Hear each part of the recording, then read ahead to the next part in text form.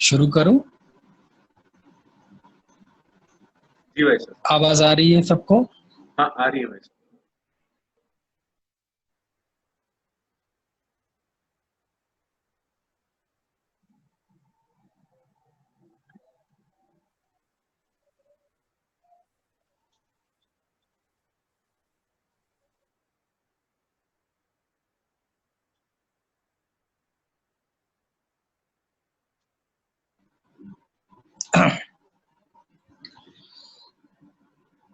नमोऽर्हन्ताणं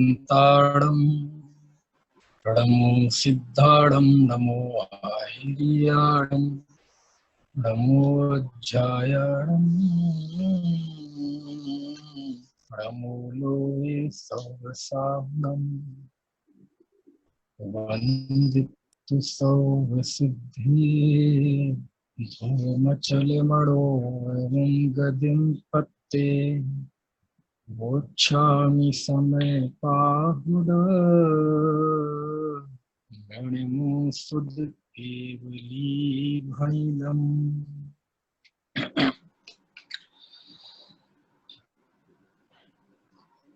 समय सार पुण्य पाप अधिकार के उद्देश्य पर बात करनी है।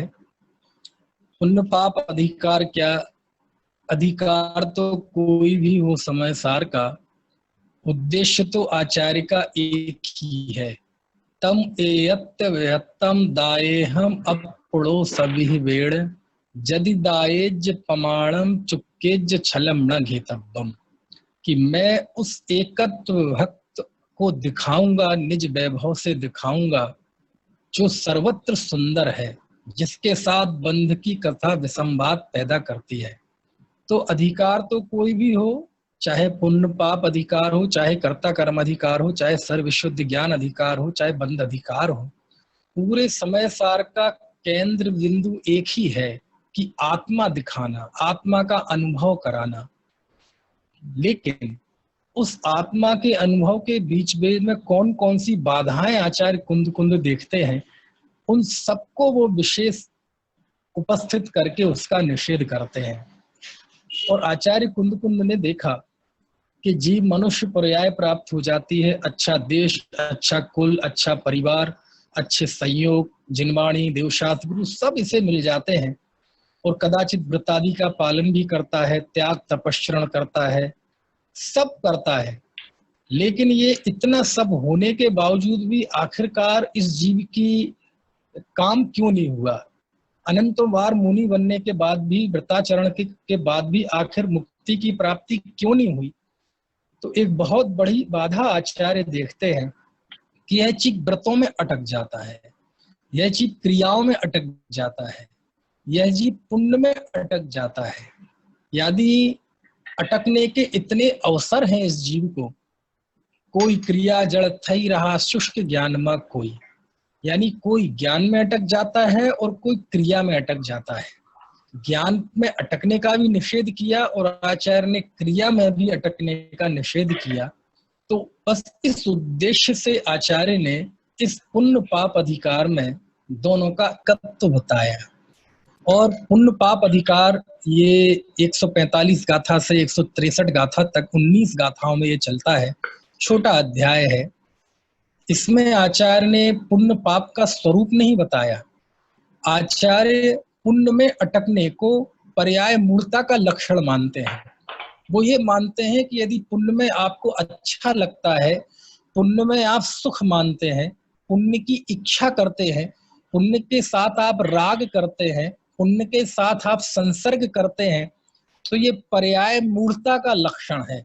और पुण्य के द्वारा जो जीव पर्याय मूर्ता का पोषण करता है, और ये अनादिकाल से यह भ्रांति चल रही है, इसलिए आचार्य ने इस अध्याय में आके पुण्य पर चोट की। और आचार्य लिखते हैं शुरुआत में ही, कम मसोहम कुशीलम सोह कम्मम चावि जाण सुशीलम कह तम होदि सुशीलम जम संसारम पवे सेदी। गजब है ये गाथा। आचार्य ने एक पंक्ति में सारी दुनिया को रिप्रेजेंट किया, यानी सारी दुनिया को सारी दुनिया की जो मान्यता है, जो अज्ञान है, उसे आचार्य ने एक पंक्ति में बताया और दूसरी पंक्ति में उस सारी दुनिया के, उस विश्व की उस मान्यता के सामने एक प्रश्न चिन्ह खड़ा किया, सवालिया निशान खड़ा किया। देखो गाथा का अर्थ देखते हैं। इसमें आचार्य का उद्देश्य आपको मिलेगा कि आचार्य का उद्देश्य पुण्य पाप समझाना नहीं है। पुण्य पाप की समझ तो बिना शिक्षा, बिना दीक्षा के, बिना किसी अभ्यास के हर एक व्यक्ति को है।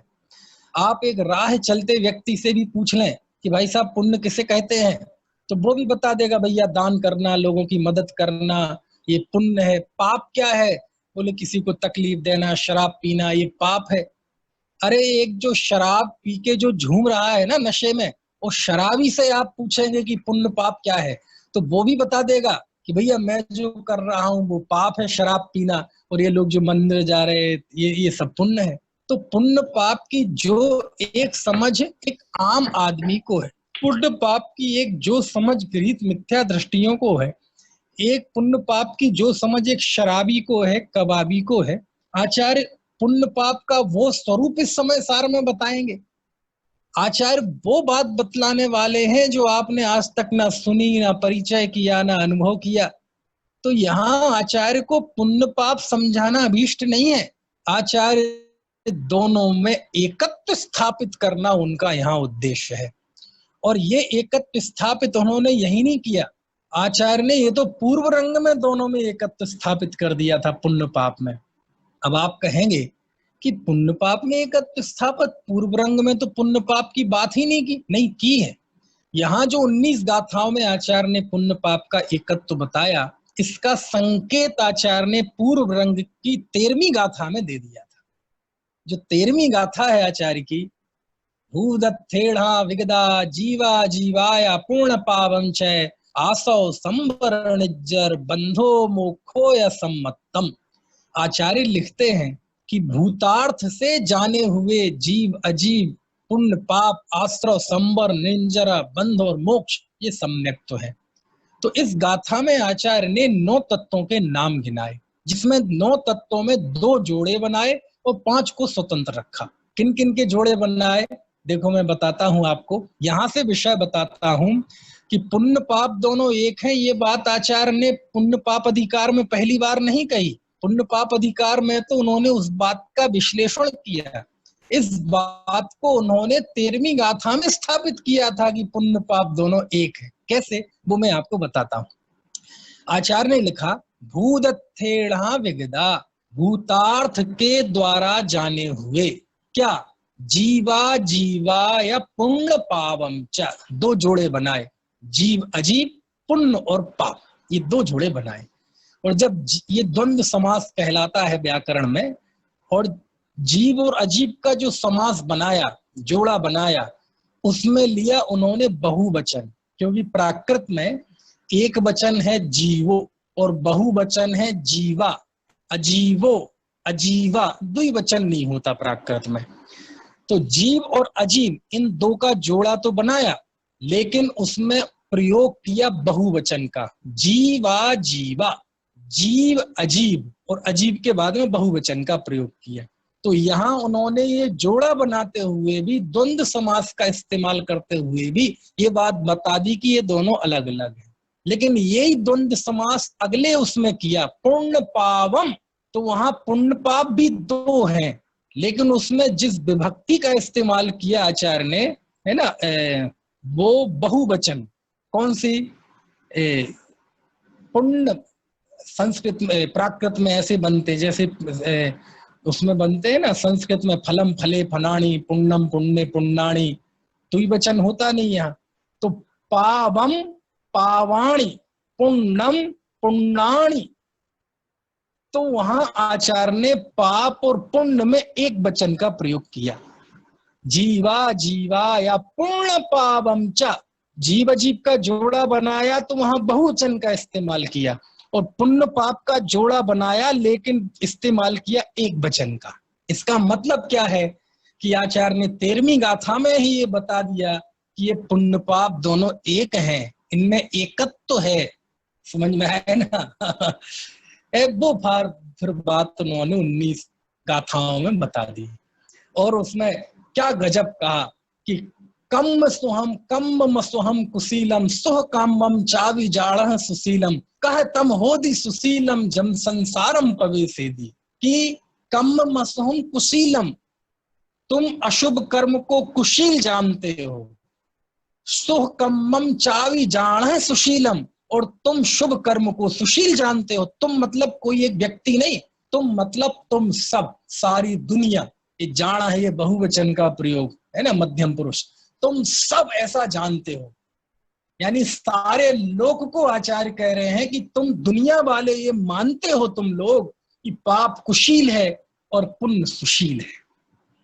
तो आचार्य इसमें गलत कहाँ है? पाप कुशील नहीं है क्या? कुशील मतलब बुरे स्वभाव का, तो नहीं, पाप तो कुशील है, हमें उसमें कोई संदेह नहीं है। तो फिर दिक्कत कहाँ है? कह तम होदि सुशीलम, ये क्वेश्चन मार्क सारी दुनिया के सामने, कि वह सुशील कैसे हो सकता है? जम संसारम पवेसेदी, जो जीव को संसार में प्रवेश कराए वह सुशील कैसे हो सकता है? यानी पाप के कुशीलत्व में हमें कोई संदेह नहीं, लेकिन जो तुम शुभ को सुशील कहते हो उसे हम सुशील कैसे कह दें, जो जीव को संसार में प्रवेश कराता है? पुण्य और पाप दोनों मिलकर 4 गति के कारण है, 84 लाख योनि के कारण है, और तुम एक को हे मानो, एक को कुशील मानो और दूसरे को सुशील मानो, ऐसा वस्तु स्वरूप नहीं है। कैसे हो सकता है ऐसा? अभी कितनी बड़ी बात थी। क्यों? यदि आचार्य को पुण्य में धर्म बताना होता तो ये काम तो आसान था, क्योंकि इसके लिए उन्हें जन समर्थन भी मिल जाता, विद्वानों का समर्थन भी मिल जाता, समाज का समर्थन भी मिल जाता। लेकिन वो जो कह रहे हैं वो लोक के विरुद्ध भी है, कुलाचार वालों के भी विरुद्ध है, जिन्हें अध्यात्म का ज्ञान नहीं है उनके भी विरुद्ध है, कितने लोगों के विरुद्ध है। तब भी आचार्य के उस क्वेश्चन मार्क का किसी के पास जवाब नहीं है कि जो संसार में प्रवेश कराता है उसको हम सुशील कैसे कह सकते हैं। समझ में आया ना? ऐसा आचार्य ने ये बात, गजब बात लिखी। लेकिन आचार्य को पता था कि इतना आसान नहीं है बात समझाना, तो आचार्य ने स्वयं अगली गाथा में 146वीं गाथा में दृष्टांत दिया। सौवर्ण्यम पीढ़ियलम बंदधि कालाय संपि जहपुरीसम, कि जैसे किसी को सोने की बेड़ी बांधती है वैसे लोहे की बेड़ी बांधती है, दोनों ही बांधने का काम करती हैं, दोनों में ही जीव मुक्त नहीं है। एक व्यक्ति लोहे की बेड़ी से बंधा हो, एक सोने की बेड़ी से बंधा हो, क्या फर्क है दोनों के में? बोले बंधन में कोई फर्क नहीं है। तो सोने लोहे का फर्क है क्या? हाँ वो फर्क है। क्या फर्क है सोने लोहे का? सोना 50,000 रुपये तोला लोहा 40-50 रुपए किलो। सोना तिजोरियों में रखा रहता है, लोहा बाहर दुकानों में पड़ा रहता है, गंदगी में धूल खाए, पानी गिर रहा है उसमें, गायें भी गोबर कर जाती हैं, कुत्ते वगैरह भी कुछ शिष्ट पदार्थ गिरा जाते हैं, है ना। दुकान बंद करने के बाद भी बाहर पड़ा रहता है। और सोने को कहाँ रखते हैं? दुकान के अंदर बड़ी तिजोरी के अंदर लॉकर, और उसमें भी मखमल की डब्बी में रखते हैं। तो सोने और लोहे के लोह में प्रभाव में जो फर्क है वो तो है ही, लेकिन बंधन में फर्क नहीं है। वो जिसको बंधी हुई है बेड़ियां वो तो बंधा हुआ है, उसके बंधन में फर्क नहीं है। ऐसी लोक दृष्टि से तो फर्क दिखेगा। एक पाप करके नरक में दुख भोग रहा है, एक देवगति में जाके देवगति के सुख भोग रहा है। अब आप दोनों को सामने लाओ तो बहुत फर्क दिखेगा सोने और लोहे जैसा। लेकिन कहते इस फर्क को दिखाने के लिए हमें किसी ट्रेनिंग की जरूरत नहीं है, ये तो हमारे डीएनए में है। लेकिन आचार्य का महत्वपूर्ण जो मुद्दा है वो तो ये है कि दोनों एक हैं, बंधन की दृष्टि से भी दोनों में कोई फर्क नहीं है। इसलिए ऐसे कुशील के साथ तुम राग मत करो, तुम संसर्ग मत करो। समझ में आया ना? अब आप जाएंगे, बहुत बढ़िया अध्याय है, बहुत सरल अध्याय है, और आप नाटक समय सार में जाएंगे तो नाटक समय सार में इस विषय को बहुत आनंद के साथ पंडित बनारसी दास जी ने उठाया है।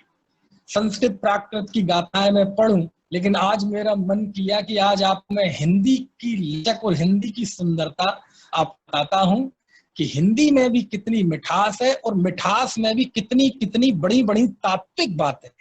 क्योंकि जब कुंद देव ये कहेंगे पुण्य पाप दोनों एक हैं तो तहलका मचेगा कि नहीं? सबके अंदर प्रश्न चिन्ह खड़े होंगे कि नहीं, सबका मन आंदोलित होगा कि नहीं होगा? तो हुआ। समझ में आए ना? तो यहाँ की टीका का आत्मख्याति का विषय लेके अमृत चंदाचार्य ने जो कुछ कलश लिखे, एक दो मैं आपको बताता हूं, उससे विषय स्पष्ट होगा और आचार्य का उद्देश्य पकड़ में आएगा कि पुण्य पाप के जरिए समझा के आपको वो कहाँ ले जाना चाहते हैं। उसमें उन्होंने सबसे पहले प्रश्न किया है, कोशिश कहे गुरु पाही, पाप पुण्य दो सम नाहि, कारण रस स्वभाव फल न्यारे, एक अनिष्ट लगे एक प्यारे। कहते हैं को शिष्य कहे गुरु पाही। समझ में आए कि को शिष्य गुरु के पास आकर कहता है क्या, पाप पुण्य दो सम नाही, ये पाप और पुण्य दोनों एक जैसे नहीं है। देखो वैसे तो शिष्य जब भी गुरु के पास आता है तो प्रश्न करता है कि आचार्य ये बात समझ में नहीं आई, लेकिन इसमें शिष्य भी आंदोलित है, नहीं साहब हम इस बात को नहीं मान सकते। वो पूछ नहीं रहा है, वो बता रहा है। ओ शेष कहे गुरु पाही, पाप पुण्य दो सम नाही। क्यों नहीं है? तो चार चीजें बताई, कारण रस स्वभाव फल न्यारे, एक अनिष्ट लगे एक प्यारे। कि पाप और पुण्य दोनों के कारण अलग अलग है, दोनों का स्वभाव अलग अलग है, दोनों का रस अलग अलग है और दोनों के फल अलग अलग है। और जब चार बातों में दोनों बिल्कुल जुदे जुदे हैं और आप कह रहे हैं दोनों एक है, और आगे इन चार बातों को उसने शिष्य ने अपने एक छंद में समझाया बनारसी दास जी ने। तो बताया कैसे, संकेले से परिणाम नीसो पाप बंद होई, विशुद्ध सुपुण्य बंद हेतु भेद जानिए, पाप के उदय असाता ताको है कटु के स्वाद, पुण्य उदय साता ऐसो रस भेद जानिए। है ना? है? पाप संकेले से रूप, पुण्य है विशुद्ध रूप, दो को स्वभाव भेद भिन्न यू बखानिए, पाप सो कुगति हुई पुण्य सो सुगति हुई, ऐसो फल भेद प्रत्यक्ष पर मानिए। ऐसा प्रत्यक्ष भेद है आचार्य देव, आप बात क्या कर रहे हैं कि पाप संक्लेश परिणामों से होता है और पुण्य विशुद्ध परिणामों से होता है। पाप के उदय से कटुता आती है, उसका स्वाद कड़क है, और पुण्य के उदय का स्वाद आनंददायी है। कभी ऐसा कोई आया कि किसी को शरीर में कष्ट है पाप के उदय से, तो उसे कह रहा और क्या हाल है, अरे साहब पुण्य के उदय से बहुत कष्ट है। अथवा किसी को रिलीव हो, बहुत आनंद हो, तो कोई कहता है हाँ साहब पाप के उदय से बहुत आनंद है। ऐसा होता है कोई? अरे यार आज तो दुखी हो गए, क्यों? आज कोई टेंशन ही नहीं है, ऐसा कोई बोलता है? मैं तो यार बड़ा स्वस्थ हूं यार, बड़ा परेशान हो गया, ऐसा कोई बोलता है? मेरे घर में तो यार बहुत शांति शांति है, ऐसा कोई बोलता है? तो कहते स्पष्ट नहीं दिखता कि पाप का उदय कठोर कटुक है, कड़वा है, और पुण्य का उदय कोमल है। पाप संक्लेश रूप है और पुण्य विशुद्ध रूप है। पाप का फल कुगति है और पुण्य का फल सुगति है। ये चार चार बड़े बड़े भेद आचार्य आप देख नहीं रहे, प्रत्यक्ष दिख रहे हैं। ये कुत्ता बिल्ली गाय भैंस और एक बंगले में रहने वाला, ये पाप पुण्य का फल आपको सामने दिखाई नहीं दे रहा। एक संक्लेश भावों में ऐसा मस्त होता है कि आत्महत्या कर लेता है, और दूसरे के अंदर ऐसे विशुद्ध भाव आते हैं कि वह दीक्षा ले लेता है। आपको दोनों की संक्लेशता और विशुद्धता दिख नहीं रही आचार्य, क्या बात करते हैं आप? एक पाप के उदय में जी मरा जाता है, बाहर ढोते ढोते जीवन भर कंधे झुक जाते हैं, और दूसरा पुण्य के उदय में आनंदित होता है, दुनिया में यश होता है, मोटर गाड़ी सब प्रत्यक्ष दिख रहा है, और आप आचार्य कह रहे हैं कि दोनों एक है। कितना बड़ा मुद्दा था, कुंद कुंद देव को कितनी ताकत लगानी पड़ी ये बात कहने में। समझ में आए ना? गजब है। तो ये छंद में आचार्य ने बनारसी दास जी ने पूर्व पक्ष प्रस्तुत किया, और उसके बाद उसका जवाब दिया। अभी तो आप प्रश्न में उछल रहे होंगे, अब उनका जवाब सुनिए आप। समझ में आए ना? पाप बंध पुण्य बंध दो में मुक्ति नाही। आहा, पाप बंध पुण्य बंध, पाप और पुण्य को गौण कर दो तो दोनों में एक शब्द कॉमन है, बंध।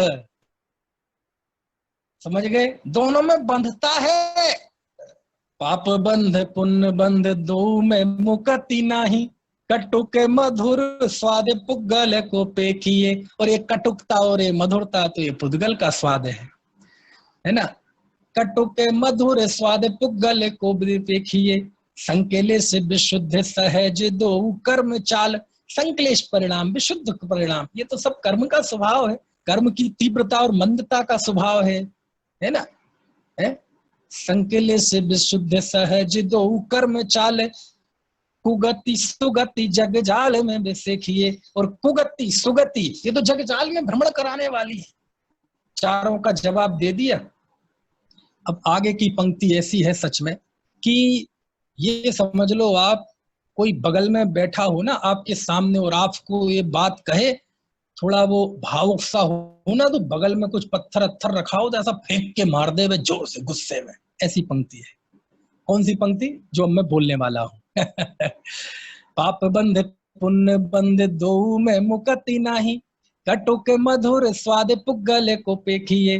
संकेले से विशुद्ध सहज दो कर्म चाले, कुगति सुगति जग जाल में बेसेखिए। अब कारण आदि भेद तो ही सूझत मिथ्यात्व माही। बहुत बड़ा डोज है।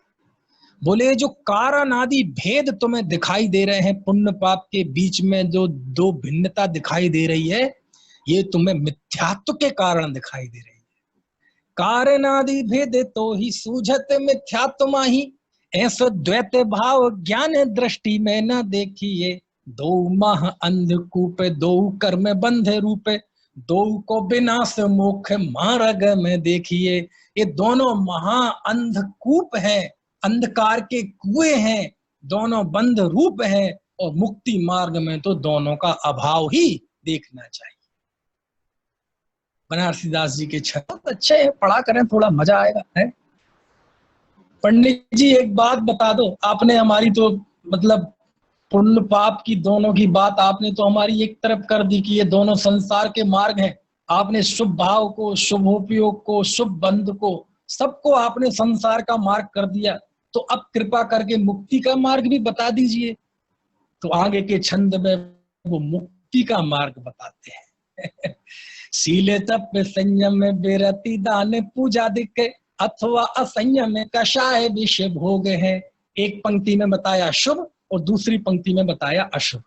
शील जप संयम विरति दान पूजा दिखे, अब अशुभ, अथवा असंयम कषाय विष भोग है। को शुभ रूप को अशुभ स्वरूप मूल।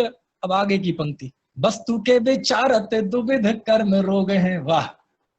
लेकिन वस्तु का विचार किया जाए तो ये दोनों कर्म रोग हैं। हे आचार्य देव, ये तो हमें आपके घर की बात लगती है, पूर्वाचार्यों से तो हमने ये पढ़ी नहीं। कहते सुनो, ऐसी बंध पद्धति बखानी बीतराग देव। ऐसी बंध की पद्धति बीतराग देव ने कही है भैया, ये मेरे घर की नहीं है। ऐसी बंध पद्धति बखानी बीतराग देव, आत्म धर्म में कर्म त्याग जोग है।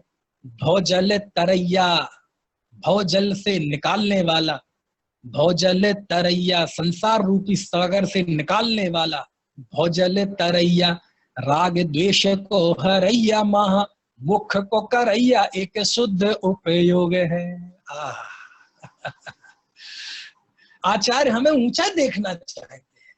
आचार्य पुण्य है पुण्य पाप दोनों एक है, ऐसा कह के हमें नीचे गिराना नहीं चाहते। वो हमें ऊपर जाना चाहते हैं, ऊपर ले जाना चाहते हैं कि पुण्य और पाप में फंस के तुमने बहुत समय गवाया, एक बार इससे ऊपर उठो, अपने स्वरूप की ओर निहारो। तो क्या करें आचार्य, हम इन दोनों को छोड़ दें? हाँ छोड़ दो तुम।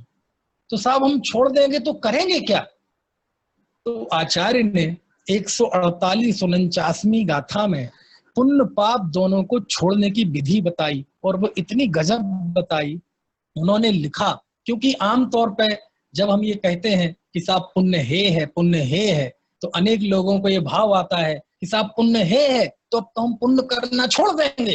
कैसे जीव हो? जब हमने 1000 बार कहा था कि पाप है, तब तुम्हें ये भाव क्यों नहीं आया कि यदि पुण्य पाप है तो मैं तो छोड़ दूंगा, लेकिन पुण्य को एक बार कहा है तो तुम्हें छोड़ने का भाव आने लगा। इसका मतलब तुम जो पुण्य करते हो वह भी कुलाचार से, देखा देखी, किसी पुण्यादि लोकेशणा से, गारव से, लज्जा से, भय से, स्नेह से करते हो, तुम अंदर की प्रेरणा से नहीं करते। क्योंकि यदि अंदर की प्रेरणा से करते होते तो तुम्हें एक बार कहने में छोड़ने का भाव नहीं आता, और पाप तुम अंदर की प्रेरणा से करते हो। यही कारण है कि कहने के बावजूद भी तुम्हें छोड़ने का भाव पाप का नहीं आता। तो छोड़ने की विधि क्या है? अब ये विधि आप देखना। आचार्य ने कहा था कि मैं चूक जाऊं तो छल ग्रहण मत करना।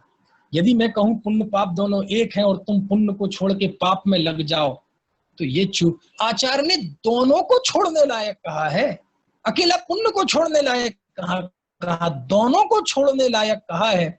लेकिन आचार्य 148 149वीं गाथा में इतनी गजब विधि बताते हैं इन दोनों को छोड़ने की कि यदि वो विधि का पालन करें, उस विधि से यदि पुण्य पाप दोनों छूटे, तब तो आचार्य का संकल्प सार्थक हुआ कि मैं तुम्हें एकत्व विभक्तात्मा दिखाऊंगा। और यदि वो काम नहीं हुआ तो समझ लेना हम चूक गए। क्या लिखा आचार्य ने? आचार्य ने 148 49वीं गाथा में लिखा, एक सरल सा दृष्टांत दिया कि जैसे कोई व्यक्ति, कोई दूसरा व्यक्ति ये बुरा है ऐसा जानकर उसको छोड़ देता है कि ये आया अच्छा नहीं है, ये अच्छा नहीं है, बस अपना रास्ता अलग कर लिया। ऐसे ही जीव पुण्य और पाप दोनों को बुरा जानकर छोड़ता है। लेकिन कौन छोड़ता है? तो आचार्य ने लिखा, सहावरदा। जिन्होंने ग्रंथ खोल के रखा है आप वो देख लेना, गाथा नंबर 149 की दूसरी पंक्ति का अंतिम शब्द आचार्य ने वहां शब्द दिया सहावरदा। पुण्य पाप दोनों को कौन छोड़ता है? आचार्य कहते जो जीव स्वभाव में रत हैं वो जीव पुण्य पाप को छोड़ते हैं। स्वभाव रता, स्वभाव में रत जीव पुण्य पाप को छोड़ते हैं। कोई सोचे हम दुकान पे बैठे बैठे पुण्य पाप को छोड़ दें, दोनों एक हैं, चुप। तुम भोग भोगता हुआ कहे कि पुण्य पाप दोनों एक हैं, चुप। मेरी बात समझ में आ रही कि नहीं? अनेक तरह के गलत कार्य, अनेक तरह के राजनीति के कार्य, अनेक तरह के हिंसा आदि के कार्य, धर्म के क्षेत्र में भी कुटिलता, ये कार्य करता हुआ कोई कहे कि पुण्य पाप दोनों एक हैं, चुप। ना समय सार में लिखा है, हाँ मैं भी समय सार की बात कर रहा हूँ। कुंद कुंद ने लिखा है, हाँ मैं भी उन्हीं आचार्य देव की बात कर रहा हूँ।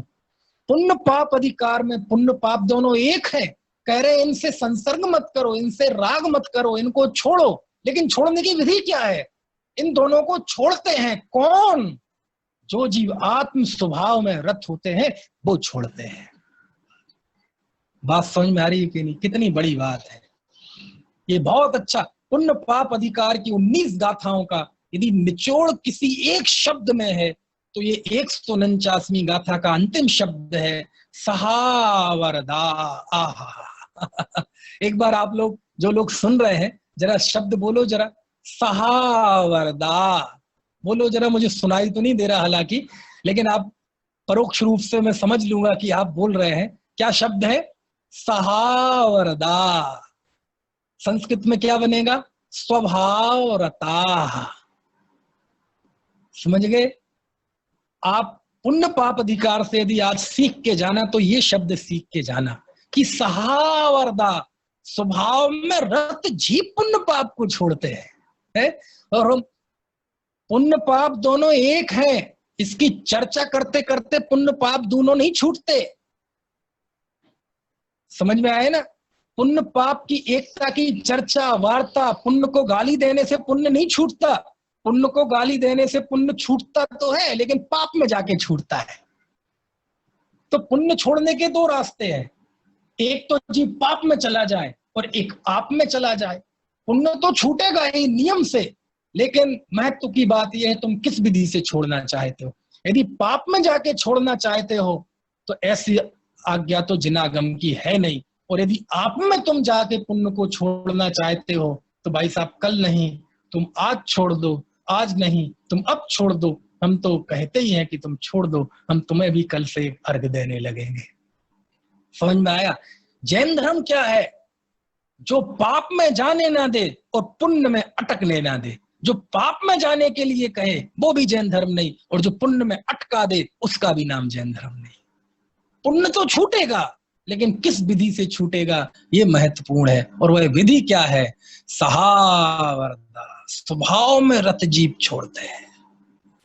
बोल के बताना एक बार शब्द फिर से ऐसे हाथ ऊपर करके जरा आनंद के साथ बताओ। सहावरदा। सहावरदा यानी स्वभाव में रत जीव पुण्य पाप दोनों को छोड़ते हैं। क्योंकि आचार्य ने प्रतिज्ञा आत्मा दिखाने की ली है, पुण्य पाप दोनों को एक बताने की नहीं ली।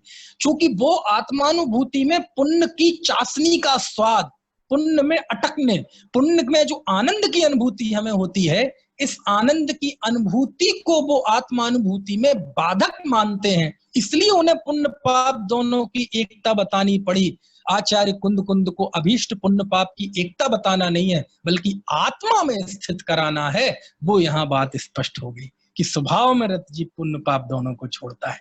कुछ बात समझ में आ रही है कि नहीं? और देखो, आचार्य ने एक वचन का प्रयोग नहीं किया, बहुवचन का प्रयोग किया। स्वभाव में रत जीव छोड़ते हैं, बहुवचन। क्यों? ये कोई अपवाद मार्ग नहीं है। ये कोई ऐसा नहीं है कि एक आध किसी को लॉटरी लग गई और उसने आत्म स्वभाव में स्थित होकर पुण्य पाप छोड़ दिया। बहुवचन का प्रयोग किया आचार्य ने कि भूतकाल हो, वर्तमान हो, भविष्य काल हो, जितने जितने जीवों ने पुण्य पाप दोनों को छोड़ा है, इसी विधि से छोड़ा है, इसी विधि से छोड़ रहे हैं और आगे भी इसी विधि से छोड़ेंगे। इसके अलावा कोई दूसरा रास्ता नहीं है। ये राजमार्ग है, ये अल्प मार्ग, ये अपवाद मार्ग नहीं है। इसलिए आचार्य ने बहुवचन का प्रयोग किया कि सभी जीव पुण्य पाप दोनों को एक जानकर इसी विधि से छोड़ते हैं। अब तुम आप में तो जाओ नहीं और पुण्य में स्थित हो नहीं, तो स्वाभाविक है आप पाप में जाओगे, और पाप में चले जाओगे तो कुंद कुंद की दृष्टि में आप जिनवाणी को सुनने के, समय सार को सुनने के हकदार नहीं है। सर्वार सिद्धि में चौथा सूत्र है ना, जीवा जीवास्त्र बन संबंध निर्जरा मोक्षास तत्वम। तो उसमें देवनंदी पूज्यपाद स्वामी ने सर्वार सिद्धि में प्रश्न किया कि हे आचार्य देव उमा स्वामी, कि हमने आपके गुरु से यानी कुंद कुंद देव से 9 तत्व सुने हैं और आप 7 बता रहे हैं, पुण्य पाप कहाँ है? यह पुण्य पाप ग्रहणम कर्तव्यम, यहाँ पुण्य पाप को ग्रहण करना चाहिए। आचार्य कहते हैं ना कर्तव्यम, नहीं करना चाहिए। क्यों? आश्रवे बंधे च अंतर्भावात पुण्य पापम, कि ये पुण्य पाप चूंकि आश्रव के अंतर्गत आते हैं, इसलिए हमने 7 तत्वों में उसमें शामिल कर लिया, इसे अलग से नहीं लिया। पूज्यपाद स्वामी ने लिखा ये बात, कितनी बड़ी बात है, समझ में आए ना? तो ये बहुत महत्वपूर्ण बात है। अब फिर आचार्य आगे कहते हैं कि भैया आत्म तत्व इस ज्ञान पद ही परमार्थ है, और जो इस परमार्थ में स्थित नहीं है वह कितना भी व्रत करे, कितना भी तप करे, उससे कोई भी सिद्धि होने वाली नहीं है। पर मठम मिदु अठिदो जम कुणदी तबम बदम च धारे दी तम सब्बम बाल बदम बाल तबम बेंति सब्बन्नु। ऐसे बहुत अच्छी अच्छी गाथाएं आचार्य ने लिखी, बहुत है इसमें विषय हमारे पास। अंत में जाके जब ये 163वीं गाथा होती है तो जैसे आचार्य ने गजब की बात लिखी, अद्भुत बात लिखी। 2 बातें आचार्य ने इस अधिकार की टीका में बहुत बड़ी बातें लिखी। एक बात लिखी 163वीं गाथा की टीका में, और एक बात लिखी मेरे समझ से 153 गाथा है। क्या लिखा आचार्य ने 153वीं गाथा की टीका में? तो ये लिख दिया कि हम तो कहते हैं कि व्रत आदि से मोक्ष होता है, हम तो कहते तपश्चरण से मोक्ष होता है, हम तो कहते योगों की शुद्धता से मोक्ष होता है। आचार्य कहते हैं इनसे मोक्ष नहीं होता, और हम तो क्या कहेंगे, इनसे नहीं होता लेकिन इनके बिना भी नहीं होता, ऐसा हम कहेंगे। हम जयसेन स्वामी तो कह रहे इनके बिना ही होता है। क्या बात करते हो आप। हम जब सामंजस्य स्थापित करते हैं तो हम ये कहते हैं कि देखो व्रत आदि से मोक्ष तो नहीं होता, लेकिन उनके बिना नहीं होता। जयसेन आचार्य कहते हैं उनके बिना नहीं होता, उनको छोड़े बिना नहीं होता, ऐसा लिखा। क्यों? बोले जब तक योगात्मक प्रवृत्ति रहती है, जब तक व्रत और तपश्चरण की प्रवृत्ति रहती है, ये शुद्धोपयोगी नहीं हो पाता। और जब वह शुद्धोपयोगी होगा तो इनको छोड़कर ही होगा, तो इनसे मोक्ष नहीं होता। वो कह रहे थे इनके बिना ही मोक्ष होता है, ऐसा लिखा एवं भूत नए से। और 163वीं गाथा, जब ये गाथा अंतिम मतलब अधिकार पूरा होता है, वहां तो आचार्य ने कमाल ही कर दिया। जैसे स्वामी का बता रहा हूं मैं, क्योंकि 19 गाथाओं में आचार्य ने पहली 10 गाथाओं को तो कहा पुण्य अधिकार और बाद की 9 गाथाओं को कहा पाप अधिकार। उन्होंने पुण्य पाप में बांट दिया। हालांकि बड़ा जोखिम पूर्ण विभाजन है ना, लेकिन फिर भी है तो है जैसे आचार्य की दृष्टि में। तो बाद की 9 गाथाओं को आचार्य ने कहा पाप अधिकार, और उन 9 अधिकार में पहली 2 गाथाओं में आचार्य ने व्यवहार सम्यक दर्शन ज्ञान चारित्र का स्वरूप बताया कि जीवादि की तत्व की श्रद्धा सम्यक दर्शन है, उनका ज्ञान सम्यक ज्ञान है, राग आदि से रहित उसका नाम सम्यक चारित्र है। व्यवहार रत्नत्रय का स्वरूप बताया। तो 163वीं गाथा जब ये अधिकार पूरा हो गया तो वहां पर जयसेन स्वामी प्रश्न करते हैं कि हे आचार्य देव, थोड़ी दया करो हम पे, थोड़ी सी दया करो, हम लोग छोटे छोटे जीव, आप व्यवहार रत्नत्रय को पाप कह रहे हैं। व्यवहार रत्नत्रय बंध का कारण है, ये चलो यहां तक तो हम बर्दाश्त कर लेते। व्यवहार रत्नत्रय निश्चय की अपेक्षा है ना है, यहां तक तो हम बात चलो कर लेते। आप कह रहे हैं व्यवहार रत्नत्रय पाप है। क्या कह रहे हैं आचार्य आप? आपको खबर भी है कुछ? कैसे पाप है? व्यवहार रत्नत्रय पाप है, ऐसा प्रश्न है 163वीं गाथा की टीका में। इस अधिकार के बिल्कुल अंत में जाके कहो तो मैं संस्कृत पढ़ के बता दूं, लेकिन आपके पास वो होगी नहीं जैसे आचार्य की टीका, इसलिए मैं अपने शब्दों में बताता हूं, आप देखना जरूर लेना। नहीं हो तो पीडीएफ ले लेना, मुझसे मांगना, मैं दे दूंगा आपको पीडीएफ।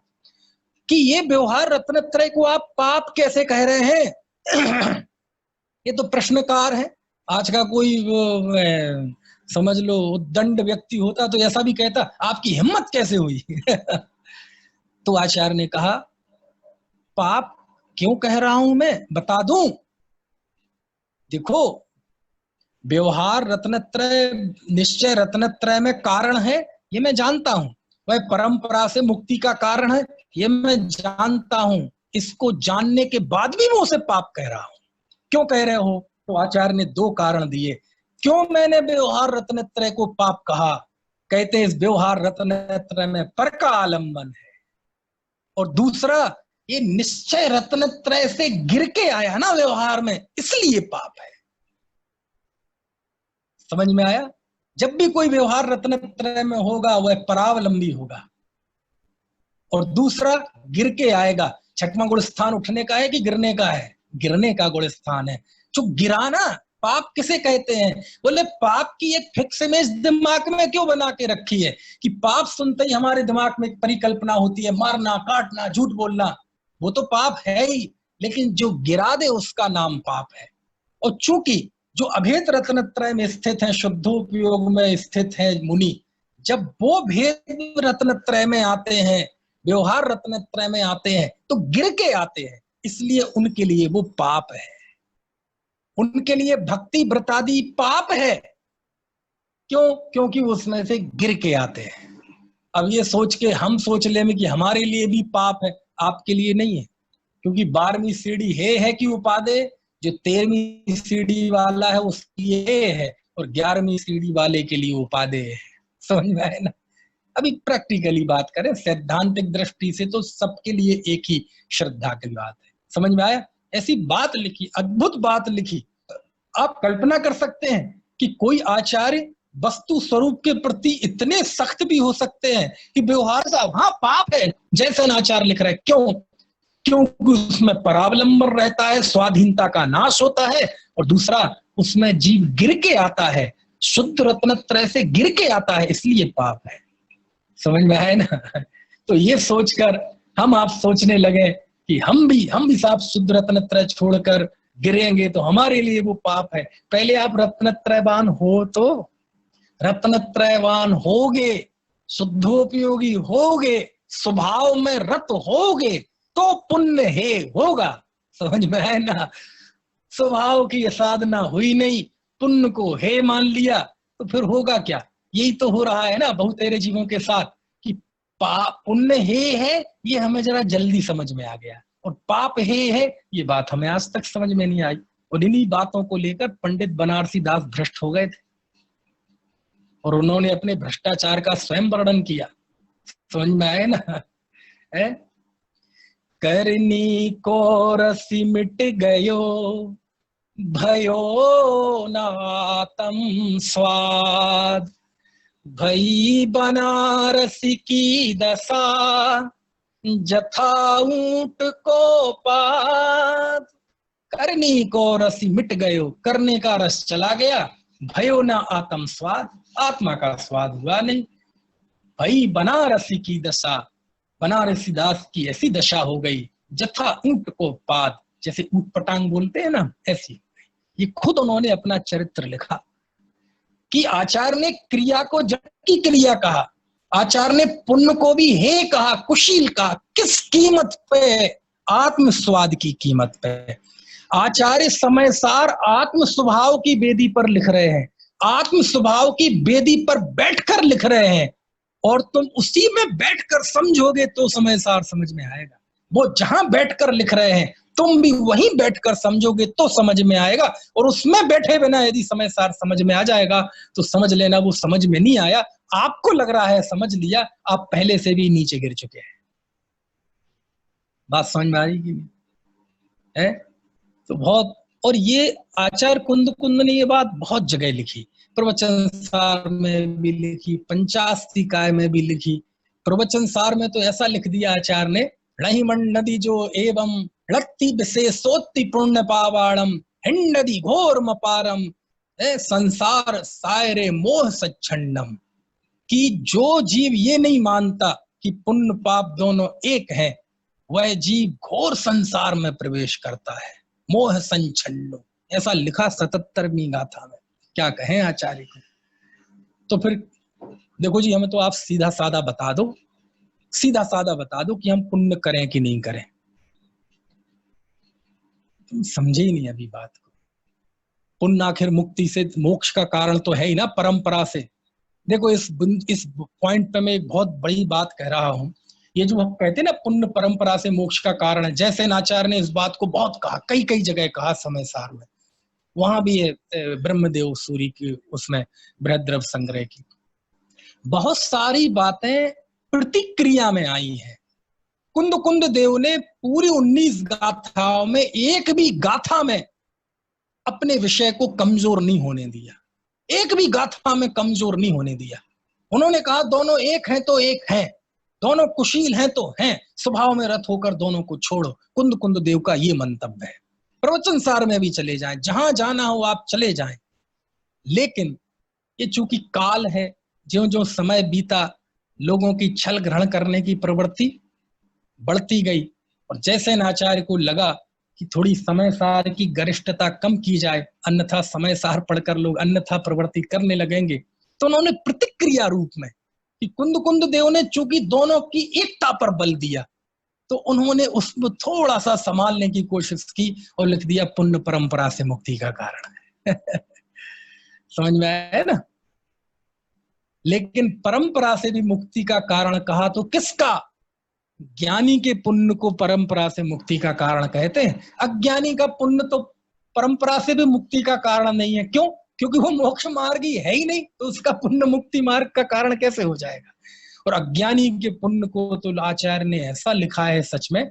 आप तिलोय पंडिती जाएंगे, तिलोय पंडिती में 9वें अध्याय की 52वीं गाथा, ऐसा गजब लिखा, पुण्य की क्या हैसियत है।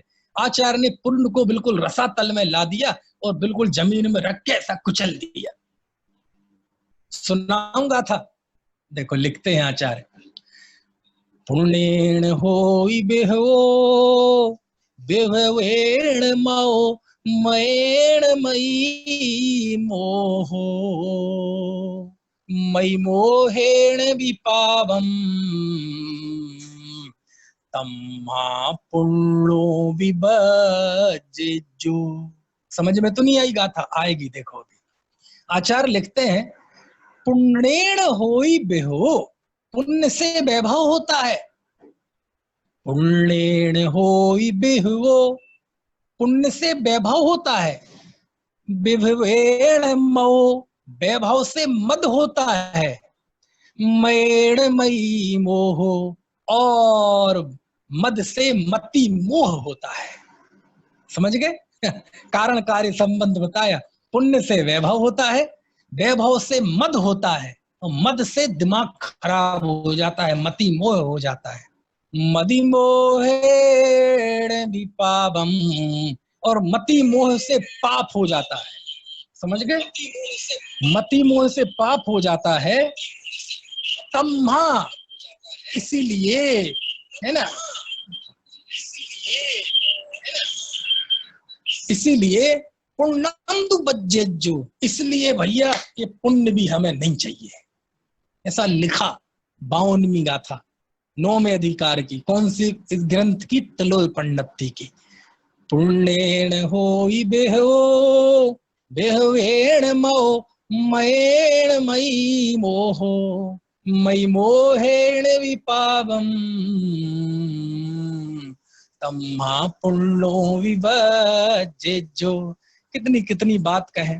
सच में बात तो ये है कि आचार्य का तो एक ही उद्देश्य है कि हमारी अंदर में अनादिकाल से जो पुण्य की एक चाशनी का स्वाद लगा हुआ है, कैसे ना कैसे वो टूटे, क्योंकि जब तक वो नहीं टूटेगा हम अपने आत्म स्वरूप की ओर नहीं जुड़ेंगे। क्योंकि ये व्यक्ति के अंदर ऐसे अनादिकालीन संस्कार पड़े हैं कि थोड़ा सा पुण्य में आता है और थोड़ी सी उसे मंद कषाय का अनुभव होता है, तो उसे ये लगने लगता है कि मुझसे बड़ा तो कोई दुनिया में है ही नहीं। और ये जो उसके अंदर आसक्ति पड़ी हुई है, ये उसकी पर्याय मूर्ता को पुष्ट करती रहती है। उसे लगता है कि मैं धर्मात्मा हो गया पुण्य करके, लेकिन मैं धर्मात्मा हो गया, ये जो उसके अंदर तसल्ली है, ये उसके अंदर को खाती रहती है, दीमक की तरह लगी रहती है और उसकी संभावनाओं को खत्म करती जाती है। और पर्याय मूर्ता के चलते उस जीव को आत्म स्वभाव का अनुभव नहीं हो पाता। तो पुण्य के भी जो लालसा है, ये भी आत्मा की अनुभूति में बाधक लगी कुंद कुंद देव को। इसलिए आचार्य ने पुण्य पाप दोनों को एक पोटली में बांधा और समुद्र में फेंक दिया। एक बार इन्हें फेंक दो और अपने आत्म स्वभाव की तरफ देखो। और ये ऐसा नहीं है कि ये कोई बहुत बहुत आश्चर्यकारी बात है। आप पूजन में पढ़ते हैं, पढ़ते कि नहीं? कहाँ पढ़ते हैं बताओ? आप पढ़ते हैं ओम रीम श्री देव शास्त्र गुरुभ्यो अष्ट कर्म दहनाय धूपम नृपामति स्वाहा, बोलते कि नहीं? उसमें क्यों बोलते हैं 8 कर्मों के नाश करने के लिए मैं धूप का चढ़ा रहा हूं आपके सामने? पुण्य को छोड़ दो ना, साता वेदनियों को छोड़ दो ना, क्योंकि वेदनीय के 2 भेद होते हैं ना, साता असाता। ऐसा बोलो ओम रीम शिव द्रे शास्त्र गुरुभ्यो 7.5 कर्म दहनाए। ऐसा नहीं बोलते। हम बोलते तो बिल्कुल सही है। और आपको बता दूं जरा, जब हम ये बोलते हैं कि अष्ट कर्म विध्वंसनाय, है ना, धूपम निरपामति स्वाहा, तो उस 8 कर्म में पुण्य भी है, तीर्थंकर प्रकृति भी है, उसके भी नाश करने की भावना भाई है। यदि एक एक चीज को खोल खोल के बताने लगे तो आधे लोग तो बोलना बंद कर दें। समझ में है? बोलते हम कितना पवित्र हैं। सच में हम जैसा बोलते हैं पूजन भक्ति में, वैसा ही हमारा अभिप्राय हो जाए तो जीवन में आनंद ही आनंद छा जाए, आनंद हमारे जीवन में छाए और हम पुण्य पाप से पार अपने स्वरूप की अनुभूति करें। ऐसी पवित्र भावना के साथ अभी की बात समाप्त करें। किसी को कोई प्रश्न हो तो आप पूछ सकते।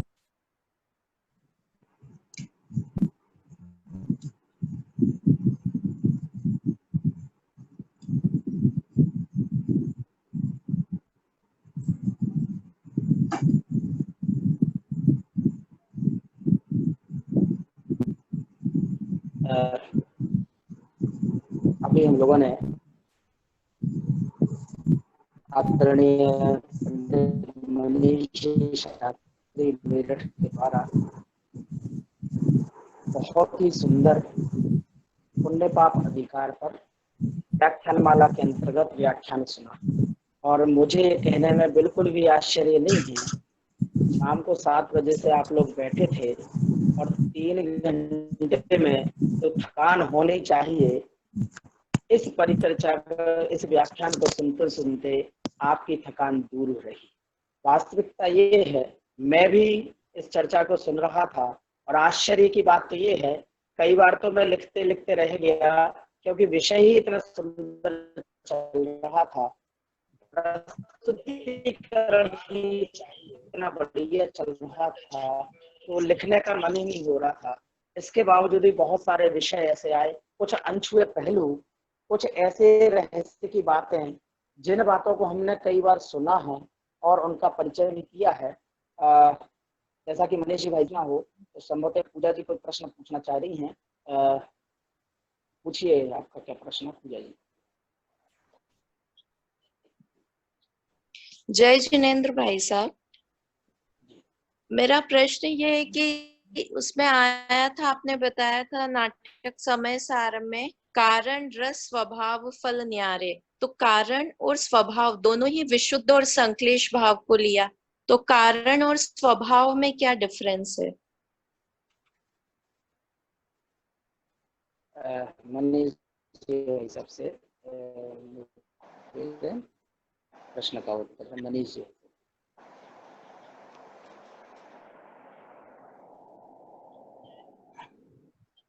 पाप का बंधन संक्लेश परिणामों के कारण होता है हेतु, और पुण्य का बंधन विशुद्ध परिणामों से होता है। तो ये तो हो गया कारण का फर्क, ठीक है ना।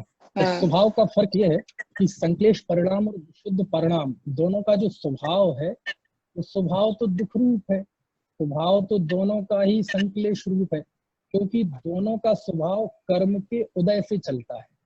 एक में कर्म का मंद उदय है और एक में मोह का तीव्र उदय है। जब पाप प्रोदय रूप परिणमन कर रहा है तो कर्म का मंद उदय है ना, और पुण्य रूप कर्म का तीव्र उदय है, और पुण्य रूप चल रहा है तो कषाय कर्म का मंद उदय है। तो दोनों में ही कर्म की महत्वपूर्ण भूमिका है, इसलिए दोनों को एक ही स्वभाव का कहा। और दोनों में है ना कारण जो भिन्न भिन्न कहे, तो कहते जब दोनों के भिन्न भिन्न कारण होते हुए भी हैं तो आखिर संसार के ही कारण, चाहे पाप के कारण हो चाहे पुण्य के कारण, तो इस अपेक्षा से फिर दोनों के कारण में भी एकता बताई।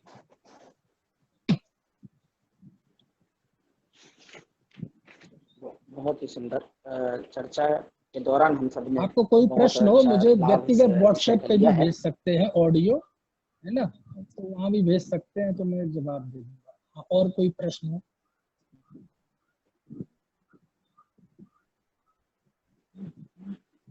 यदि आप सब लोग तैयार हैं तो मैं इस पे भी देख लें, पूछ लूं। यूट्यूब पे भी कोई देख ले, किसी का कोई प्रश्न हो तो। जी